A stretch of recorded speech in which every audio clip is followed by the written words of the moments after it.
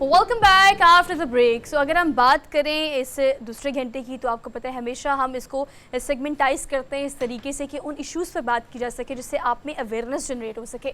तो आज की अगर हम टॉपिक की बात करें, यकीनी तौर पर ये टॉपिक तो है लेकिन अब ये एक इशू बन चुका है। अगर हम बात करें मैच मेकिंग की, तो यकीन करें इस बात की कि अब फैमिलीज़ को अगर डिफ्रेंशिएट करें या एक कपल को डिफ्रेंशिएट करें तो यहाँ पर दो तरह के मुतालबात और दो तरह की सोच है जो कि हमारी सोसाइटी में पाई जाती है। हरमीत, अगर हम मैच मेकर की बात करें तो यकीनी तौर पर लड़कियाँ एक शहजादे का इंतजार कर रही होती हैं और एक लड़का जो है वो एक घरेलू सुगड़ औरत का इंतजार कर रहा होता है कि वो मेरी जिंदगी में आए, मुझे और मेरे माँ बाप को और मेरे घर को बहुत खुश रखे और जन्नत बना दे। खैर, ये तो एक घर और फैमिली ओरिएंटेड एक सोच हो सकती है, लेकिन अगर एज ए इंडिविजुअल मैं सोचूं तो मेरी क्या एक्सपेक्टेशंस हैं मेरे लाइफ पार्टनर से, या अगर एक मेल की बात की जाए, एक मर्द की बात की जाए, तो वो क्या उम्मीदें रखता है एक औरत से जो कि उसके घर में आ रही है और जो उसकी जीवन साथी बनने जा रही है। हम कितना सोचते हैं, हमारा क्या किरदार है इस चीज़ में। और एज अ सोसाइटी अगर मैं बात करूं तो अब हम चूँकि डिजिटलाइज्ड वर्ल्ड में हैं तो आपको इस बात का अंदाज़ा है कि अब रिवायती तरीके से रिश्ते कराने की बजाय हमने स्विच कर लिया है डिजिटल चीज़ों पे। तो ऑनलाइन मैच मेकिंग जो है वो बाकायदा एक पेशे के तौर पर पिछले चंद सालों में सामने आई है।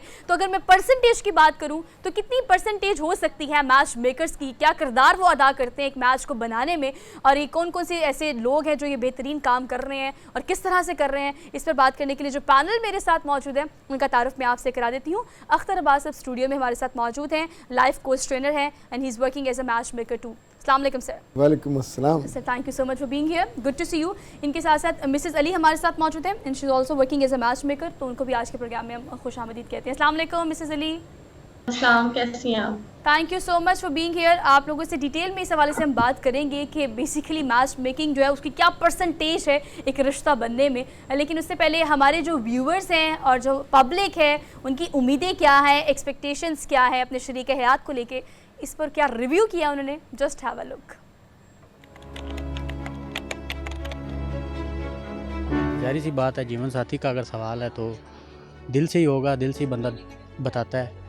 सबसे पहले मेरी तरफ से तो ये है कि खातून होगी कोई बापर्दा होनी चाहिए, केयरिंग हो, आपको अंडरस्टैंड कर सके, वो जो आपकी फीलिंग्स हो वो उसको मतलब इशारों से वो उसको फील कर सके। मेरे माँ बाप का ख्याल रखने वाली होनी चाहिए, ज़रूरी नहीं है कि पढ़ी लिखी हो, इखलाक उसका अच्छा हो और केयरिंग हो। अंडरस्टैंडिंग होनी चाहिए, मतलब आपके और उसके ओपिनियंस आप एक दूसरे को अंडरस्टैंड करो, वरना तो सारा टाइम लड़ते झगड़ते ही रहते हैं। हमने देखा है यहाँ पर, मैंने आसपास बहुत देखा है। आपस में एक मेंटल अटैचमेंट और एक कनेक्ट होना चाहिए। तो जब इस तरह के पार्टनर्स आपस में होते हैं जो कि ऑन द सेम पेज होते हैं, उनकी अंडरस्टैंडिंग लेवल सेम होती है, तो जो आने वाला लाइफ का सफ़र होता है वो बहुत अच्छा गुजरता है। ऑनेस्ट होना चाहिए, और अगर कोई भी बात बड़ी से बड़ी गलती भी हो जाए, चाहे हस्बैंड से चाहे वाइफ से, मतलब किसी भी पार्टनर से, फिर भी उनका इतना ट्रस्ट होना चाहिए कि वो शेयर कर सकें और पूरी ज़िंदगी एक दूसरे के साथ एक दूसरे की गलतियों को इग्नोर करते हुए गुजारें। तो इंशाल्लाह यही जीवन साथी होता है। ऑनेस्ट और स्मार्ट, टॉल और बाल घने होने चाहिए। सबसे पहले तो उसमें फर्माबरदारी होनी चाहिए, ऑब्वियसली बात है। जब तक वो नहीं होगी तो उसके यहाँ चलना मुश्किल हो जाएगा। सबसे इम्पोर्टेंट चीज़ है कि वो हर अंदाज में आपके साथ सपोर्टिव हो, मुख्तलिफ एम्बिशंस होते हैं आपके, उसको फुलफ़िल करना हो। स्पेशली जो मर्द की ज़िंदगी में होता है, बहुत से एम्बिशंस ऐसे जो आफ्टर लाइफ उसे पूरे करने होता है, तो उसमें सपोर्ट करें। सबसे इम्पोर्टेंट चीज़ यही है। लाइफ पार्टनर में केयरिंग हो, लविंग हो, अंडरस्टैंडिंग हो, क्योंकि हर कोई जो है ना एक नई लाइफ जब स्टार्ट करना जा रहा होता है तो उसको ये सारी चीज़ें नहीं मिलती हैं। हर चीज़ के अंदर मेरा साथ है, फैमिली को सपोर्ट करे, बच्चों को सपोर्ट करे, दुनियादारी देखे, हर चीज़ देखे। ये सपोर्टिव भी बहुत है, केयरिंग भी बहुत है, लविंग भी बहुत है, बस मुझे बहुत समझते हैं। मेरे सबसे बड़ी बात यही है, लाइफ पार्टनर केयरिंग हो, सपोर्टिंग हो और साथ चलने वाला हो। अच्छा जी, ये तो आपने सुन ली हमारी पब्लिक की एक्सपेक्टेशंस और यही बेसिकली रियलिटी भी है। लेकिन ये सारी चीज़ें क्या आपको एक ही इंसान में मिल सकती हैं, खा वो मर्द हो या औरत हो? अख्तर अब्बास साहब आपसे जान लेते हैं। अब ये सारी खुसूसियात एक लड़की को भी चाहिए, एक लड़के को भी चाहिए, अब सब नहीं मिल पाती। इसी वजह से मैच जो है वो मैच मेकिंग जो है वो मुश्किल काम हो गया आज के दौर में।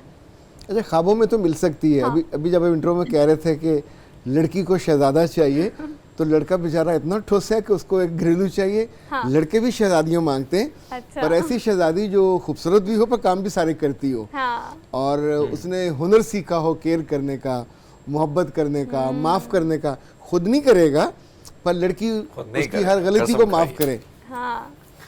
तो इनफैक्ट ये हर बंदे ने एक अपनी पूरी बना के रखी हुई है, जैसे लिस्ट होती है शॉपिंग लिस्ट, और उसमें सबसे ज़्यादा जो इन है मार्केट में खुसूसियात जो अपने लाइफ पार्टनर में चाहिए, फेथफुल होना चाहिए। यानी अगर वो मोबाइल पे ज़रा सा भी इधर उधर भटकेगा तो लड़का या लड़की दोनों उस ताल्लुक़ को सत्यानाश हो जाएगा। नंबर ये वफादारी बहुत इम्पॉर्टेंट है। दूसरा ये कि आमतौर पे शादी के बाद लोग एक दूसरे को केयर तो करते हैं लेकिन अपनी केयर छोड़ देते हैं। सो जब अपनी केयर छोड़ते हैं तो ख़ुद को कैरी करना बरसों तक बहुत अच्छा है।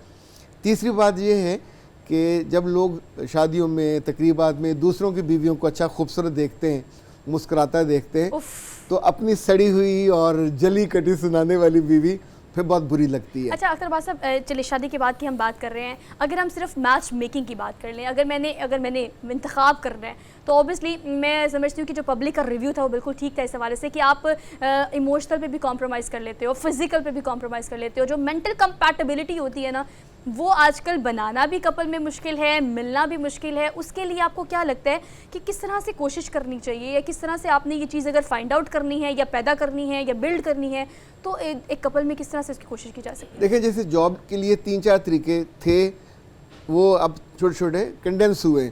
लाइक आप CV की फेंकते थे, किसी जानने वाले को कहते थे, या फिर किसी जगह जाके विजिट करते थे। शादी में आमतौर पे जो पहले था कि माँ बाप की सोशल जो नेटवर्किंग बहुत अच्छी होती थी, अब ये बहुत छोटी हुई है, कमज़ोर हो गई। यानी माओ की नेटवर्किंग है ही नहीं है। शादियाँ आमतौर पे बाप नहीं करवाते, ना भाई करवाते हैं, शादियाँ माएँ करवाती हैं। अब माओ के पास टाइम नहीं है, समझ भी नहीं है कि अपने जहाँ वो रहती हैं आसपास उन लोगों से अच्छा ताल्लुक बना के रखें। आप अंदाज़ा करें, पुरानी औरतें कम पढ़ी लिखी थी लेकिन हर तकरीब में, हर शादी में जाती थी और वहीं रिश्ते बन जाते थे। अब जब आप ये नहीं करते, अपनी बेटियों को साथ लेके जाती थी, घूमते फिरते थे, रहते थे 3-3 4-4 दिन। अब तो बेचारे जाते हैं, वलीमा खाया, शादी खाई और मिले बिना उठ के आ जाते। लेकिन नजर कहीं और थी। बात आपकी ठीक है सर। मिसेस अली, आपकी तरफ आऊंगा। अगर हम देखें अभी भाई लोगों का रिव्यू है, हम उस पर भी बात करते हैं। कहीं ना कहीं जो लड़कियां हैं उनकी जानिब से एक डिमांड भी है कि भैया डोले शोले होने चाहिए। अब ऐसे में फिर हम साथ में देते कि हम रियल लाइफ में रहते हैं, रियल में नहीं रहते हैं। और फिर अभी हमारे पास जो रेशियो है, आपको याद होगा पिछले साल लाहौर में सबसे ज्यादा डाइवोर्स एप्लीकेशन जो है खवातीन की जानिब से दायर की गई थी। ये वाला सिलसिला, ये रियल लाइफ में रहना, रियल में ना रहना, ये कितना खतरनाक है आजकल के इस दौर में? बस इसको देखिए, हम इस तरीके से देखते हैं कि जब लोगों की रिक्वायरमेंट्स ज़्यादा हो जाती हैं तो रिक्वायरमेंट्स की जो है ना, एक बंदा रिक्वायरमेंट्स को अपनी रियल उसमें बना लेता है कि जो हमने सोचा हुआ है बस वही होगा। उसके ऊपर उनको कॉम्प्रोमाइज़ का बिल्कुल भी कोई फ्लेक्सिबिलिटी नहीं होती। और जब आपकी कॉम्प्रोमाइज़ की फ्लेक्सिबिलिटी नहीं होती तो आपके रिलेशनशिप ख़राब होने लग जाते हैं। इवन दो कि हमारे पास बहुत सारे कहते हैं क्लाइंट्स भी आते हैं जो अपने लाइफ पार्टनर के हवाले से हमें बता रहे होते हैं कि उनकी रिक्वायरमेंट्स क्या है, तो वो उन रिक्वायरमेंट्स की जो उनकी एक्सपेक्टेशन होती है वो बहुत ज्यादा हाई होती है। रिक्वायरमेंट्स को बहुत ज्यादा हाई या उनकी एक्सपेक्टेशन जब बहुत ज्यादा हाई हो जाती है और वो रियलिटी में उस चीज को फेस करते हैं तो वो समझे वो ख्वाब टूटने वाला उनका सीन होता है कि वो किसी भी सिचुएशन पे कॉम्प्रोमाइज के लिए एग्री नहीं होते।